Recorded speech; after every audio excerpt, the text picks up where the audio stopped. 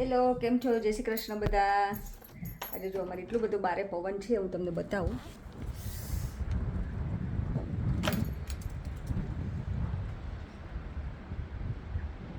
અત્યારે થોડોક ઓછો થયો એવું લાગે છે, પણ બહુ જ છે વાવાઝોડું જેવો. કેટલાની ફેન્સ પડી ગઈ હશે. હા,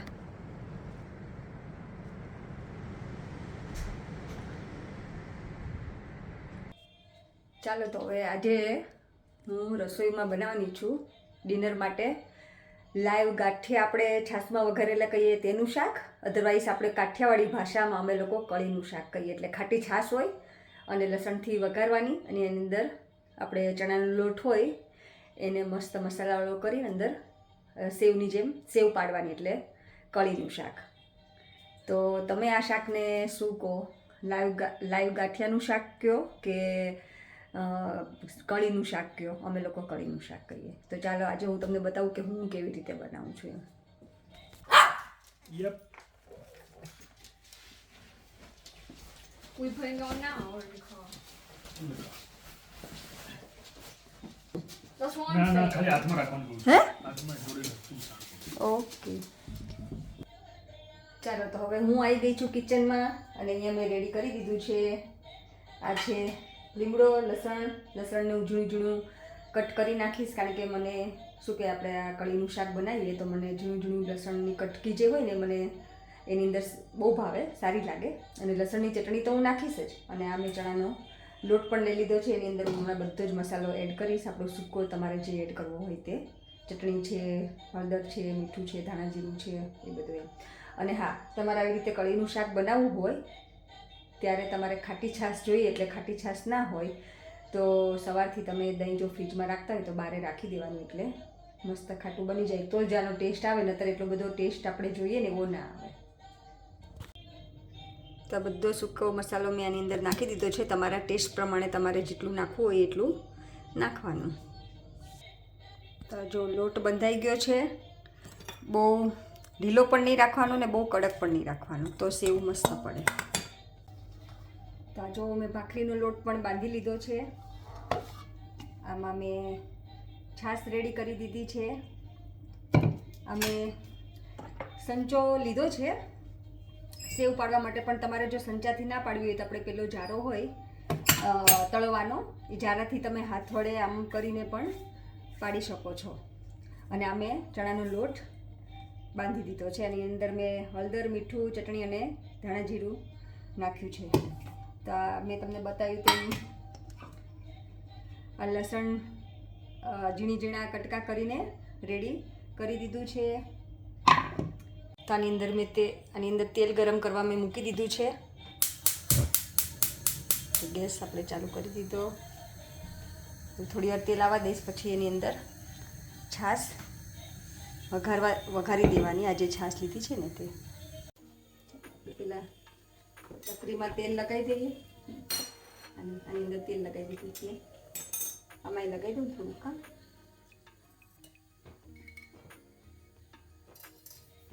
ચોટે ને ચણાનો લોટ, નહીં તો ચણાનો લોટ ચોટી જાય ને તો અડધો લોટ તો આમાં પાછું ચોટ્યો રહે.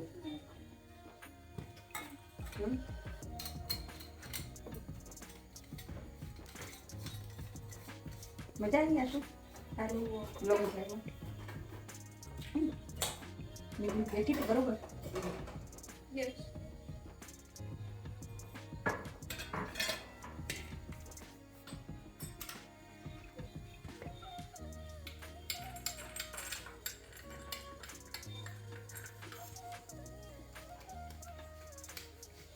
ચાલો હવે આપણે પહેલા છાશ વઘારી દઈએ.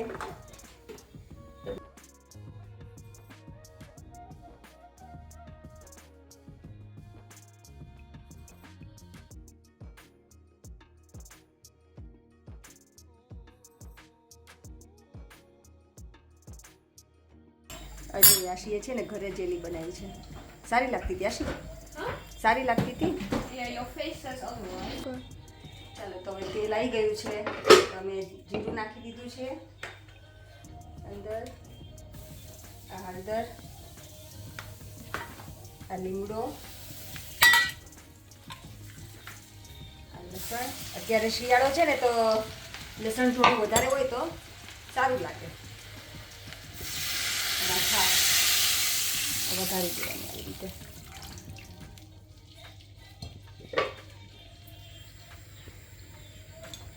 હવે આને છે ને પહેલાં થોડી વાર મસ્ત ઉકાળવા દેવાની. 2-3 મિનિટ ગરમ થઈ જાય ને પછી સેવ પાડવાની. એટલે સેવ જો ઠંડી છાશમાં આપણે સેવ પેલી એ કરીએ પાડવા મળીએ તો એકદમ સેવ ના રહે, આમ કેવી ભેગી ભેગી થવા મળે, એમ લોટ થવા મળે. એટલે આ થોડી ગરમ થઈ જાય ને પછી અંદર સેવ પાડવાની.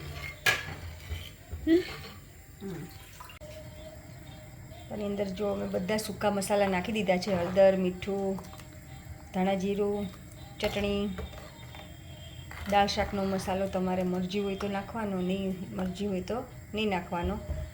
આવા બધા શાકમાં ફૂલ લસણ હોય ને તો દાળ શાકનો મસાલો ઓછો જોઈએ અને ખાટી છાશ હોય. જો છાશ હવે ગરમ થઈ ગઈ છે, વઘારી હતી ને આપણે જે તે. તો હવે આની અંદર સેવ પાડવાની કે ગાંઠિયા પાડવાના, આપણે જે કરીએ.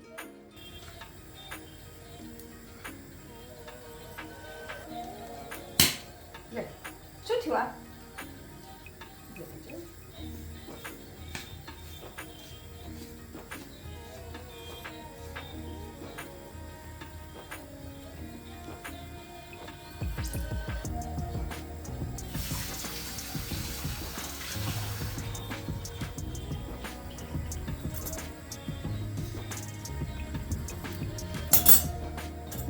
જોડે જોડે જો મેં ભાખરી પણ ચાલુ કરી દીધી.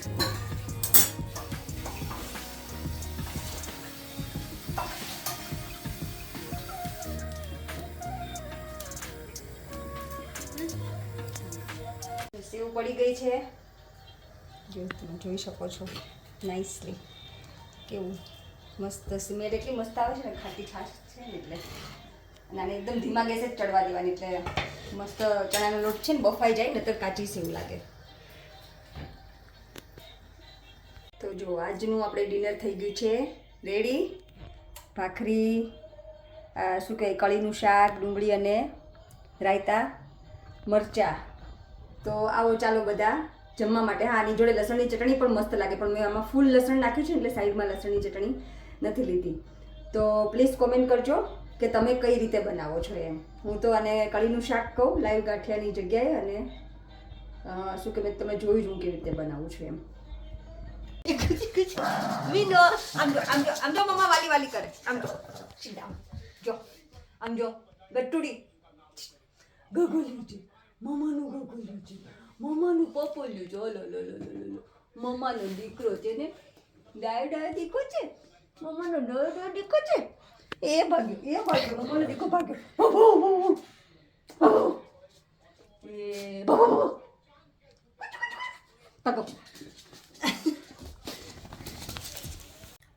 બોલો. જો ડિનર કરીને બેસી ગયા છીએ હવે. તો શાક કેવું બન્યું તો બોલો હાલો. મસ્ત. મમ્મી જેવું કે મમ્મી જેવું નહીં? મેડમ દિયો ત્યારે ફોટો પાડી મમ્મીને મોકલો. શું? કળીનું શાક. કળીનું શાક એમ? પણ મમ્મીના, મારા સાસુના છે ને અમુક શાક મસ્ત હોય, જેમ કે કળીનું, ભરેલા ભીંડાનું, રીંગણ બટેકાનું, દૂધીનું, એ બધા શાક મસ્ત હોય નહીં? આપણે શીખાય પણ. હે? આપણે શીખાય પણ ખાવું હોય ત્યારે મમ્મીને કહેવાય બનાવી દે. તો અને ખાધા પછી મુખવાસ ખવાય કે ડ્રાય ફ્રૂટ ખવાય? મને શું, હું ના જ ખાઉં છું, મને મજા આવે. મને એમાં ઓલી રેવડી બહુ ભાવે. લાવ્યો તું રેવડી? નથી લાવ્યો? ઓકે, કાંઈ નહીં. ચાલો તો હવે આજનો વ્લોગ આપણે અહીંયા જ પૂરો કરીશું. જો તમને ગમ્યું હોય તો please like, share and subscribe. Thank you for watching. જય શ્રી કૃષ્ણ. બાય.